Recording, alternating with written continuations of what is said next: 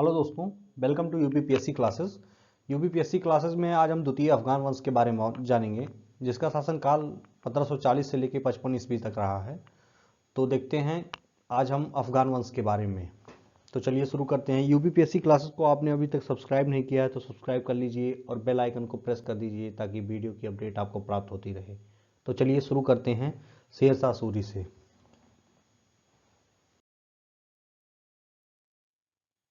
शेरशाह सूरी, जिसका शासनकाल 1540 से लेकर 1545 ईस्वी तक है। जन्म स्थान जब पूछा गया है तो जन्म स्थान इसका है पंजाब के बाजौर नामक स्थान पर हुआ था। मूल नाम इसका फरीद है और जन्म जो हुआ था 1472 ईस्वी में हुआ था। शेरशाह सूरी का भारत के इतिहास में विशेष स्थान है क्योंकि शेरशाह सूरी ने सूर साम्राज्य की स्थापना किया था। इसके पिता का नाम हसन खां था और शेरशाह को शेर खां के नाम से भी जाना जाता है। इसकी एक उपाधियाँ थीं। उपाधियाँ इसने शेर खां, हजरत आला एवं शेरशाह की उपाधियाँ, 3 उपाधियाँ धारण किया था। तो ये तीनों मोस्ट इम्पॉर्टेंट है। इतिहासकारों का कहना है कि यह अपने समय में अत्यंत दूरदर्शी और विशिष्ट सूझबूझ का आदमी था। इसकी विशेषता इसलिए अधिक उल्लेखनीय है कि यह एक साधारण जमींदार का उपेक्षित बालक था। उसने अपनी वीरता, अदम्य साहस और परिश्रम के बल पर ही दिल्ली के सिंहासन पर कब्जा किया था। अपने पिता के कार्यों के में हाथ बढ़ाने लगा, लेकिन परिवार से मतभेद हो जाने के कारण दक्षिण बिहार में सूबेदार बहार खां लुहानी के अधीन रहकर इसने नौकरी कर ली थी। और इसने एक बार बहार खां लुहानी के साथ जा रहा था तो काफ़ी समय बाद वहाँ जंगल में एक शेर मिल गया और शेर को एक ही बार में मार दिया था। इसीलिए बहार खां लुहानी ने इसे शेर खां की उपाधि प्रदान की थी और अपने पुत्र जलाल खां का भी संरक्षक नियुक्त किया था। 1529 ईस्वी में बंगाल के शासक नुसरत खां को पराजित करके शेरशाह सूरी ने हजरत आला की भी उपाधि धारण की थी। कन्नौज अथवा बिलग्राम के युद्ध के बाद 10 जून 1540 ईस्वी को आगरा में अपना राज्याभिषेक करवाया था इसने। तो इतने सारे मोस्ट इंपॉर्टेंट फैक्ट थे, मैंने आपको पूरा डिटेल से बता दिया है। चलिए देखते हैं इसके बाद में बंगाल अभियान होता है 1541 ईस्वी में। 1541 ईस्वी में बंगाल अभियान किया गया था। यह पूर्णतः शेरशाह सूरी ने 1542 ईस्वी में बंगाल के शासक खिजर खां के विद्रोह का दमन कर दिया था और इसको प्रशासन की सुविधा के कारण 19 सेक्टरों में विभाजित कर दिया था। पूर्णतः ये 19 सिकदार में विभाजित किया गया था। सरकारों का प्रमुख सिकदार होता था। इसके सरकारों में सिकदार नियुक्त किए गए थे, यही इसका देखभाल करते थे। प्रत्येक सरदार को मुखिया बना दिया गया था और मुखिया को ही सिकदार कहा जाने लगा था। प्रत्येक सिकदार की सुरक्षा के लिए अमीर बंगला का गठन किया गया था, जो यहाँ के सेना का प्रमुख कहा गया है तथा सैन्य ये अधिकारी हुआ करता था। 1542 ईस्वी में इसने मालवा अभियान किया था और 1543 ईस्वी में रायसेन विजय किया था। 1544 ईस्वी में पुनः मारवाड़ पर विजय किया था। इसने मारवाड़ विजय के समय में एक महत्वपूर्ण वक्तव्य जो कहा है, एक बार टीजीटी में पूछा गया है कि मारवाड़ विजय के समय कहा गया था, शेरशाह सूरी ने कहा था कि मैं मुट्ठी भर ज्वार बाजरे के लिए पूरा हिंदुस्तान खो दिया था। तो ये मोस्ट इंपॉर्टेंट है। यहाँ से क्वेश्चन अगर जो पूछे जाते हैं तो ये 1542 ईस्वी में मालवा अभियान, 1543 ईस्वी में रायसेन अभियान और 1544 ईस्वी में मारवाड़ का अभियान किया था। ये पूर्णतः सन के साथ में ही और मिलान करने के लिए कभी कभी पूछ लेता है। तो चलिए देख लेते हैं नेक्स्ट पॉइंट जो हुआ था इसका। कालिंजर अभियान हुआ था 1545 ईस्वी में। कलिंजर अभियान 1545 ईस्वी में शेरशाह सूरी ने कलिंजर के राजा कीर्ति सिंह के विरुद्ध कलिंजर पर आक्रमण किया था। कलिंजर का किला उत्तर प्रदेश के राज्य में बादा जिले में सुरक्षित पहाड़ियों पर स्थित है। किले में काफ़ी दिनों तक घेरा बनाए रखा था इसने, लेकिन जब जवाबदेही कार्रवाई नहीं हुई थी तो शेरशाह सूरी ने किले पर गोला बरसाने के लिए भी आदेश दे दिया था। 22 मई 1545 ईस्वी को गोला किले की दीवार से टकराकर वापस आ गया और रखे हुए गोला बारूद में विस्फोट हो गया और इसी समय विस्फोट में 22 मई 1545 ईस्वी को शेरशाह सूरी की मृत्यु हो गई थी। शेरशाह सूरी को उसके द्वारा बनाए गए बिहार राज्य के शाहाबाद जिले में सासाराम नामक एक स्थान है, वहीं पे दफनाया गया था। तो शेरशाह सूरी का जो मकबरा है वो सासाराम बिहार में स्थित है। ये पूर्णतः एसएससी, बैंक, रेलवे और वनडे एग्जामिनेशन, पीसीएस तक कई बार परीक्षाओं में पूछा गया है। तो ये मोस्ट इंपॉर्टेंट हो जाएगा। शेरशाह सूरी का मकबरा सासाराम बिहार में स्थित है, तो ये मोस्ट इंपॉर्टेंट है। चलिए देख लेते हैं नेक्स्ट पॉइंट। इसमें नेक्स्ट पॉइंट आ जाता है उत्तराधिकार का। उत्तराधिकार का शेरशाह सूरी के मृत्यु के बाद 1545 ईस्वी में इसकी मृत्यु हो गई थी और उसके बाद में इसका पुत्र जलाल खां वहाँ का शासक बना था। तो इसके अगर जो शासकों का क्रम देखा जाए तो शेरशाह सूरी के बाद इस्लाम खां और फिरोज खां, फिर मोहम्मद आदिल शासूर, इब्राहिम खां और लास्ट शासक था सिकंदर शासूर। तो इतने शासक थे, ये मोस्ट इंपॉर्टेंट हो जाएगा। चलिए इसके पीछे की सारी घटना मैं आपको बता देता हूँ।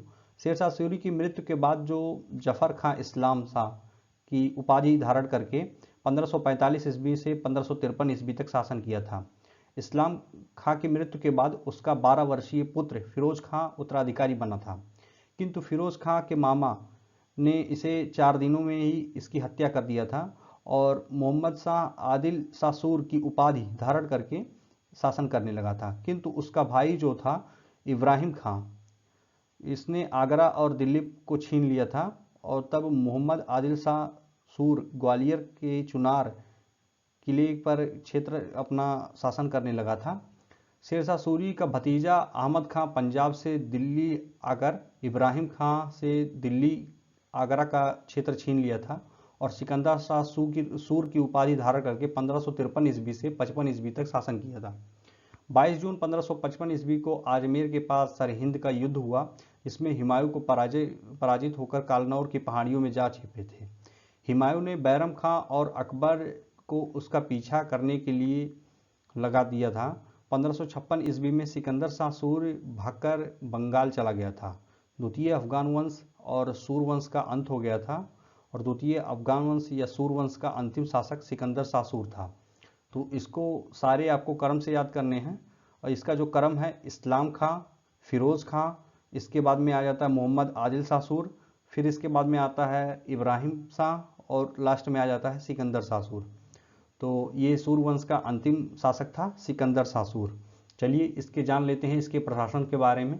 प्रशासन पूर्णतः कठिन माना जाता है, लेकिन आज देखेंगे प्रशासन क्या है और प्रशासन की इकाइयाँ क्या है, कौन सी इकाई छोटी है और बड़ी इकाई क्या है। पूर्णतः ये सारे प्रश्न पीसीएस मेंस और पीसीएस मेंस के बाद में आईएएस में भी पूछे जाते हैं।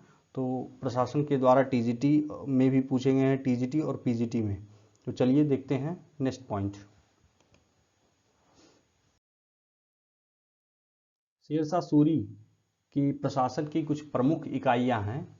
इधर साम्राज्य लिखा हुआ है मैंने और इधर इकाइयां हैं। तो इसकी इकाई क्या है और साम्राज्य में कौन सी इकाई इसकी सबसे बड़ी इकाई है और सबसे छोटी इकाई कौन सी है, तो देख लेते हैं। साम्राज्य इसकी सबसे बड़ी इकाई हुआ करती थी जिसका प्रमुख सुल्तान हुआ करता था, और सबसे छोटी इकाई अगर जो बात किया जाए तो गांव का प्रमुख ये मुकद्दम हुआ करता था। तो चलिए देख लेते हैं। कई साम्राज्य का प्रमुख यही सुल्तान हुआ करता था। कई सूबा मिलके ही साम्राज्य का निर्माण करते थे और सूबे का प्रमुख सूबेदार हुआ करता था। कई सरकार मिलकर एक सूबा का निर्माण करते थे और कई सूबा मिलकर के एक साम्राज्य का निर्माण करते थे। तो सरकार का प्रमुख सिकदार हुआ करता था। कई परगना मिलकर के सरकार का निर्माण करते थे, लेकिन परगना का जो प्रमुख हुआ करता था ये आमिल के नाम से जाना जाता था। कई गांव मिलकर के परगना का निर्माण करते थे और गांव का प्रमुख जो हुआ करता था मुकद्दम के नाम से या मुखिया के नाम से जाना जाता था।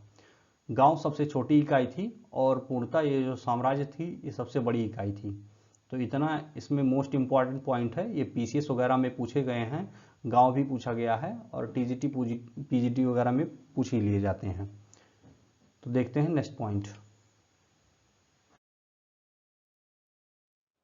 सरकारों यानी जिलों का प्रशासन, जो उस समय प्रशासन किया जाता था, सिकदार का पद जो था अधिक सम्मानित था।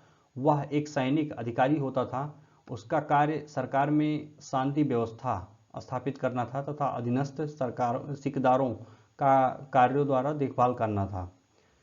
जबकि मुंसिफान मुख्यतः एक न्यायिक अधिकारी हुआ करता था और वह दीवानी के मुकदमे के फैसला करता था तथा अपने अधीनस्थ मुंसिफों के कार्यों को देखभाल करता था। तो ये इसके मोस्ट इम्पॉर्टेंट पॉइंट हैं तथा इसके सरदारों के प्रशासन के बारे में यहाँ पे जानकारियाँ दी गई हुई है। चलिए देखते हैं नेक्स्ट पॉइंट। साम्राज्य का सर्वोच्च सुल्तान होता था, किंतु वह अकेले प्रशासनिक कार्यों का संचालन नहीं कर सकता था, इसलिए वह 4 प्रमुख विभागों की स्थापना किया था। पहला है इसमें दीवानी वजारत, दूसरा है दीवानी अर्ज, तीसरा है दीवानी रसालत और चौथा है दीवानी इंसा। पहले देख लेते हैं ये दीवानी वजारत। दीवानी वजारत का जो प्रमुख होता था ये वित्त विभाग होता था, इसका प्रमुख वजीर होता था। और दीवानी रसालत जो है ये तीसरा वाला, इसमें दीवानी रसालत ये विदेश मंत्रालय हुआ करता था। और दीवानी इंसा जो होती थी ये आलेखन विभाग हुआ करता था। और इसमें दीवाने जो अर्ज हुआ करता था ये सैन्य संगठन अधिकारियों का प्रमुख भर्ती तथा नियंत्रण करता रहता था। तो जान लेते हैं चारों के बारे में डीप से, जो पीसीएस मेंस था आईएएस मेंस में भी क्वेश्चन पूछे गए हैं दीवाने वजारत के बारे में। यह एक लगान और अर्थव्यवस्था का प्रधान होता था, राज्यों की आय व्यय का देखभाल करता था तथा अन्य मंत्रियों की देखभाल करना भी इसका दायित्व होता था। तो यह पूर्णतः अर्थव्यवस्था पर निर्भर करता था दीवानी वजारत की स्थापना। फिर दीवानी अर्ज की स्थापना या सैन्य संगठन अधिकारी तथा भर्ती एवं शिक्षा नियंत्रण की देखभाल करता था। यह और परंतु यह सेनापति ना ही सैनिक की भर्ती करता था और सारा दायित्व शेरशाह सूरी पूरा करता था। तो ये मोस्ट इंपॉर्टेंट हो जाएगा, क्योंकि ये दीवानी अर्ज की जो स्थापना किया था शेरशाह सूरी के ही द्वारा किया गया था। दीवानी रसालत की जो स्थापना किया गया था यह एक विदेश मंत्री की भांति कार्य करता था तथा अन्य राज्यों के व्यवहार पत्र व्यवहार तथा उसके संपर्क में आए जाने वाले प्रमुख दायित्वों का भी निर्धारण करता था तथा राज्यों को दी जाने वाली दान का भी देखभाल करता रहता था। तो ये संपूर्ण इसमें दिए गए हैं दीवानी रसालत के विभाग की स्थापना की गई थी। और लास्ट वाला है जो दीवानी इंसा का, इसका कार्य सुल्तान के आदेशों पर किया जाता था। आलेखन बनाना तथा उसके कार्यों के राज्यों के विभिन्न चित्रों तथा भागों का संचालन करना इसका प्रमुख उद्देश्य हुआ करता था। तो ये सब मोस्ट इंपॉर्टेंट हैं, आईएएस के मेंस वगैरह में भी पूछे जाते हैं और पीसीएस के मेंस वगैरह में भी देखे जाते हैं। तो इसको आप लिख सकते हैं। चलिए देखते हैं नेक्स्ट पॉइंट। शेरशाह सूरी ने भारतीय पोर्टल विभाग की भी स्थापना की थी। मध्यकालीन भारत में सबसे सफल शासकों में से एक शेरशाह सूरी ने अपने प्रशासन में भारतीय पोस्टल विभाग को भी विकसित किया था। इसने उत्तर भारत में चल रही डाक व्यवस्थाओं को दोबारा संगठित किया था और ताकि लोग अपने संदेश को अपने करीबियों एवं परिचितों को भेज सकें। सेंडर और रिसीवर दोनों का काम किया करता था। पहले जो रुपया नामक सिक्का जो जारी किया गया था शेरशाह सूरी के ही शासनकाल में जारी हुआ था, जो आज के रुपये का अग्रदूत कहा गया है। तो ये मोस्ट इंपॉर्टेंट है, पीसीएस में भी पूछा गया है, यूपी SSC में एक बार पूछा गया है। तो ये पॉइंट इंपॉर्टेंट है। शेरशाह सूरी द्वारा रैयतवाड़ी यानी लगान व्यवस्था मुल्तान को छोड़कर राज्य के सभी भूभागों में लागू किया गया था। तो ये मोस्ट इंपॉर्टेंट पॉइंट है, इसको आप चाहें तो नोट कर सकते हैं। रैयतवाड़ी व्यवस्था से पीसीएस, यूपी SSC, आईएएस तक पूरे क्वेश्चन पूछे गए हैं। यहाँ तक कि पूर्णतः मेंस में भी अगर जो क्वेश्चन उठे हैं तो ये रैयतवाड़ी व्यवस्था से भी उठे हैं। संपूर्ण साम्राज्य के उत्पादन का 1/3 भाग कर के रूप में लिया जाता था, जबकि मुल्तान का उपज 1/4 हिस्सा लगान के रूप में वसूला जाता था। तो ये पॉइंट इंपॉर्टेंट है, इसको चाहे तो आप नोट कर सकते हैं। जीटी रोड यानी ग्रैंड ट्रैंक रोड का निर्माण जो करवाया था शेरशाह सूरी ने करवाया था। शेरशाह सूरी एक दूरदर्शी एवं कुशल प्रशासक था जो कि विकास कर्मों को भी अपना कर्तव्य समझता था। यही वजह थी कि सूरी ने अपने शासनकाल में एक बेहद विशाल ग्रैंड ट्रैंक रोड का निर्माण करवाया था। यातायात की सुगम व्यवस्था भी की थी। आपको बता दें कि सूरी दक्षिण भारत को उत्तर भारत के राज्यों से जोड़ना चाहता था, इसलिए इस विशाल रोड का निर्माण करवाया था, जो उत्तर भारत से लेकर के पूर्णतः पाकिस्तान, अफगानिस्तान से होकर भी ये रोड जाया करती थी। तो ये इतना विशाल थी कि यहाँ पे दिल्ली में भी इसके कुछ परिणाम यहाँ पे आप अभी जाकर आप देखिएगा तो कुछ वहाँ पे बचे हुए हैं। इसका नाम इस समय बदल दिया गया है। तो चलिए देख लेते हैं नेक्स्ट पॉइंट। शेरशाह सूरी द्वारा किए गए जो सार्वजनिक कार्य हैं कुछ पूर्णतः मोस्ट इम्पॉर्टेंट हैं, जो यहाँ पे मैंने लाइन से लिख दिया है। इसको मेंस के लिए आप देख सकते हैं। मलिक मोहम्मद जायसी भी इसी के शेरशाह सूरी के ही समकालीन थे। इन्होंने 1700 सरायों का निर्माण करवाया था, जो सड़कों के किनारे छायादार वृक्ष वगैरह लगाए जाते थे।